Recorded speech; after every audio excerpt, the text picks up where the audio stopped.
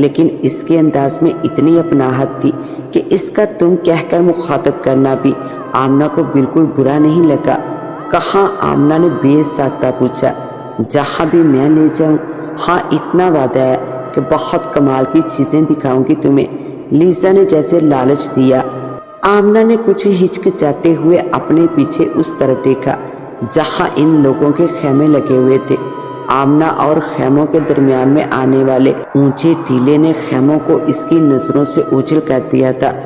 तुम मिस्र देखने आई हो और वो जिस तरह मैं तुम्हें दिखा सकती हूँ वो कोई नहीं दिखा सकता।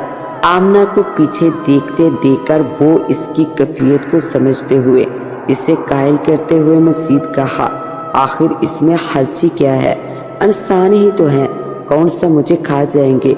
अदनान की तमाम हदायत को नजरअंदाज करते हुए वो लीसा के साथ चल पड़ी।